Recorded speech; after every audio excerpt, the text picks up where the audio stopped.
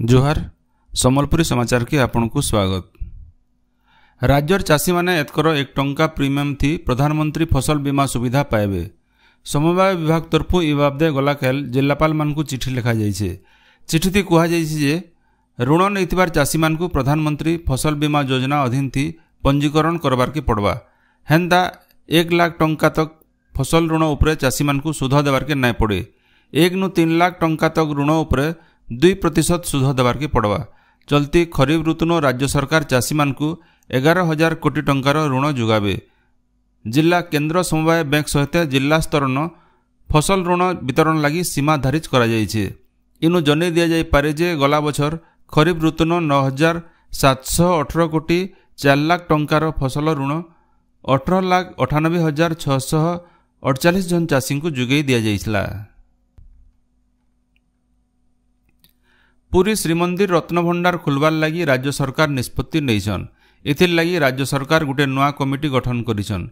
High court रो Agar विचारपति justice Vishwanath रथंकु इ कमिटीर अध्यक्ष करा जाइछे।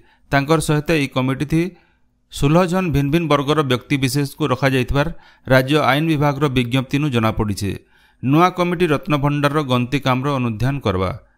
आबाकाल कमिटीर बैठक बसवा और रत्नभंडार खुलवार विषय थी निष्पत्ति निया जिबा बोली जना पड़िछे।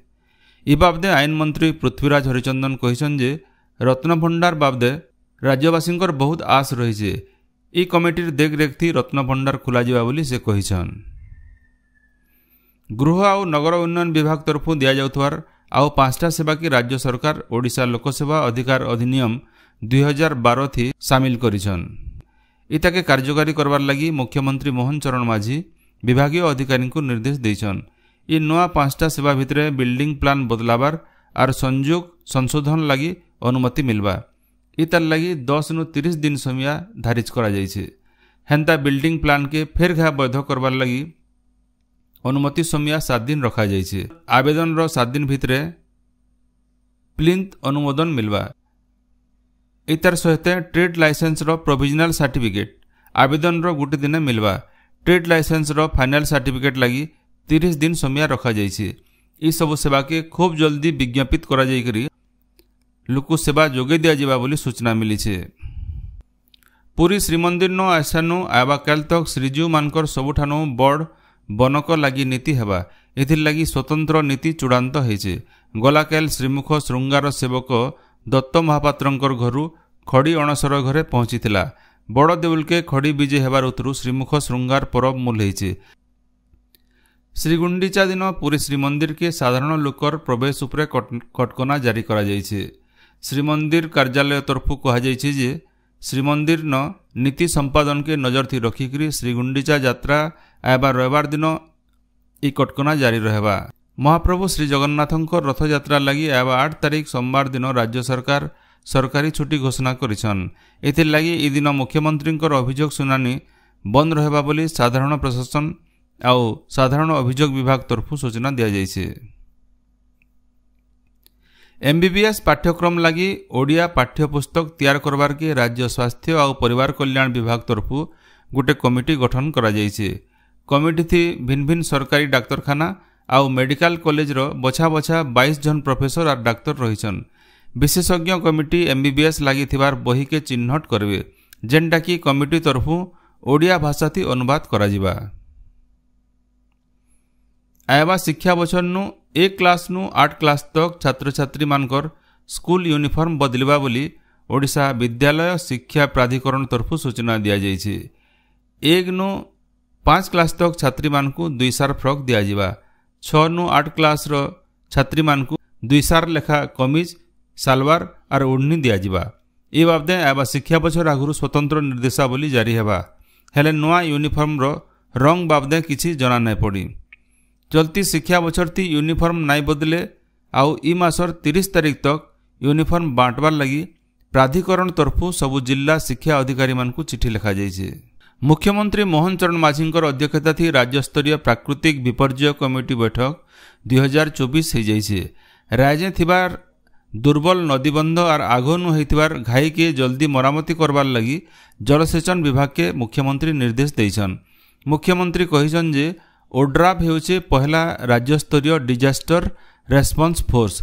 एछेन राज्य 20टा ओड्राफ यूनिट थिबार बेले इटा के 30टा यूनिट करा जिबा आ उत्सर्गीकृत संस्था भावे विकसित करा जिबार के गृह विभाग तरफु पदक्षेप निया जिबा।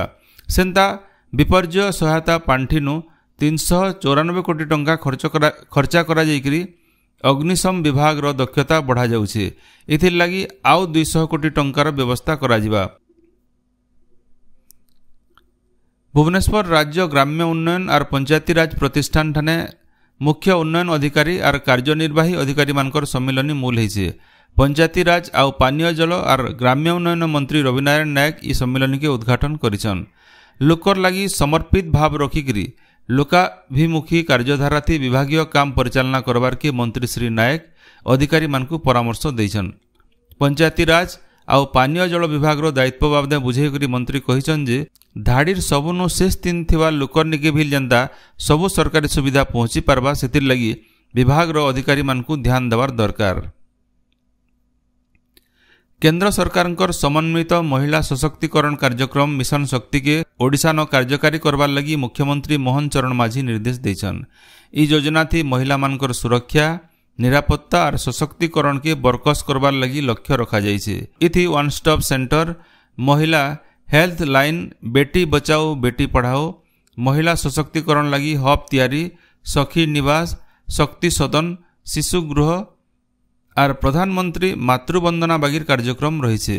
इ निष्पत्ति लगी ओडिशा सरकार और केंद्र सरकार भितरे भल समन्वय रहबा। कलाहांडी जिला भवानीपाटना ठाने जिला स्तरीय संपूर्णता अभियान रो शुभारंभ होइछे। ई अवसर जिलापाल कार्यालय न गोटे सचेतनता शोभायात्रा बाहरी करी शहर परिक्रमा करथिला। ई कार्यक्रम के अतिरिक्त जिलापाल तन्मय कुमार दरवान उद्घाटन करथिले। इथि एनसीसी कैडेट, छात्र छात्री, अंगनवाड़ी कर्मी और भिन्न भिन्न वर्गर लोग माने शामिल होइथिले। ई तारुतरु जिला परिषद सम्मेलन कक्ष न होइतबार जिला स्तरीय कार्यक्रम थी मुख्य अतिथि भावे जिला परिषद अध्यक्ष पुष्पेंद्र सिंहदेव, जिलापाल P अन्मेषा Reddy, NITI Aayog youth professional मनुज जोशी प्रमुख उपस्थित थिले। सम्बलपुर डिविजन सदर रेंज झाकर बाहली गानो बिजली तार लागिकरी गोटे माई हाथीर जीवन जाइछे। जुजुमुरा बसियापड़ा इलाका न गोटे हाथी दल जाउतबार बेले गोटे माई हाथीर दिहे बिजली तार लागिकरी मृत्यु होइतिला। खबर पाइकरी जंगल विभाग रो कर्मचारी घटना जगह न पहुंची करी तदंत करबार सहित मला हाथीर व्यवच्छेद करैछन। नुआपड़ा जिला खड़ियाल उच्च माध्यमिक महिला विद्यालय परिसर न युव रेडक्रॉस तरफ 75 नंबर वन महोत्सव पालित जाइछे। ई महोत्सव थी विद्यालय अध्यापिका, अध्यापक, कर्मचारी और छात्री माने जोग देकरी तारा गज लगैथिले। झारसुगुड़ा जिला मालीमुंडार इको पार्क परिसर न 75 नंबर जिला स्तरीय वन महोत्सव पालित होइछे। जंगल विभाग तरफु होइतबार कार्यक्रम थी झारसुगुड़ा विधायक टंकधर त्रिपाठी मुख्य अतिथि भावे जोग देथिले। ग्लोबल वार्मिंग नु रक्षा पाइबार लगी बहुत गज लगाबारटा ही गोटे न उपाय बोली विधायक श्री त्रिपाठी कहिथिले। आजिर सम्बलपुरी समाचार एतकिन शेष होला। जोहार।